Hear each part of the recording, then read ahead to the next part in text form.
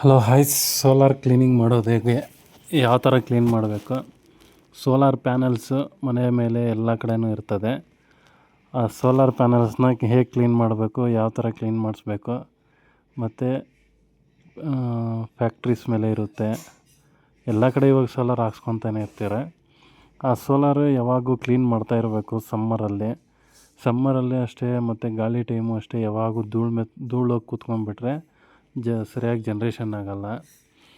ಅದರಿಂದ ನಾವು ಯಾವ ಥರ ಕ್ಲೀನ್ ಮಾಡ್ಕೋಬೇಕು, ಹೇಗೆ ಮಾಡಬೇಕು ಅಂತೆಲ್ಲ ಈ ವಿಡಿಯೋದಲ್ಲಿ ಮಾಡಿದ್ದೀನಿ. ಸೋಲಾರ್ ಕ್ಲೀನ್ ಮಾಡಬೇಕಂದ್ರೆ ಫಸ್ಟು ಒಂದು ಮೋಟ್ರ್ ಬೇಕು, ಮತ್ತು ಒಂದು ಪೈಪ್ ಬೇಕು, ಮತ್ತು ನಿಪ್ಪಲ್ಸ್ ಬೇಕು, ಮತ್ತು ಒಂದು 3-4 ಜನ ಹುಡುಗರು ಇರಬೇಕು.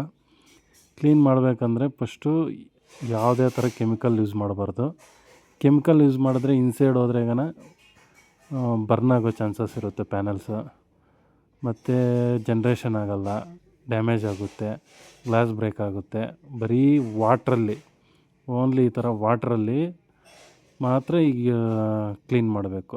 ಇವಾಗ ನೋಡಿ, ಈ ಥರ ವಾಟ್ರ್ ಬಿಡ್ತಾರೆ, ಮತ್ತು ಇದೇ ಥರ ಮಾಪೆ ಸಿಗುತ್ತೆ. ಈ ಮಾಪಲ್ಲಿ ಈ ಥರ ಉಜ್ಜಬೇಕು.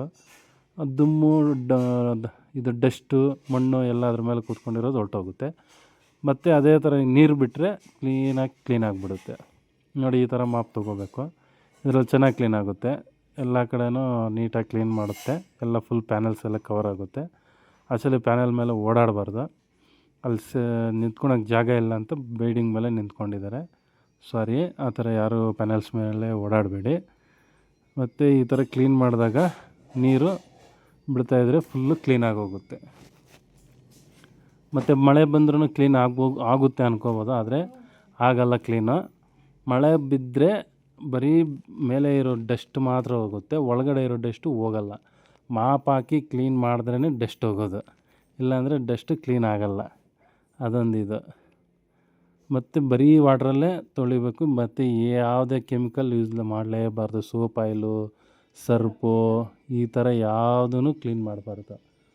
ಯಾವುದೂ ಹಾಕಿ ಕ್ಲೀನ್ ಮಾಡಬಾರ್ದು. ಬರೀ ವಾಟ್ರಲ್ಲೇ ಕ್ಲೀನ್ ಮಾಡಿದ್ರೆ ಪ್ಯಾನಲ್ಸು ಲೈಫ್ ಬರುತ್ತೆ. 20 ವರ್ಷ 25 ವರ್ಷ ಲೈಫ್ ಬರುತ್ತೆ. 25 ವರ್ಷ ಗಂಟೆ ಲೈಫ್ ಪ್ಯಾನಲ್ ನೀಟಾಗಿ ಬರಬೇಕು, ಡ್ಯಾಮೇಜ್ ಆಗಬಾರ್ದು, ವೇಸ್ಟ್ ಆಗಬಾರ್ದು ಅಂದರೆ ವಾಟ್ರಲ್ಲೇ ತೊಳೀರಿ. ಚೆನ್ನಾಗಿ ಬಾಳಿಕೆಗೆ ಬರುತ್ತೆ, ಲೈಫು ಬರುತ್ತೆ. Please like, share.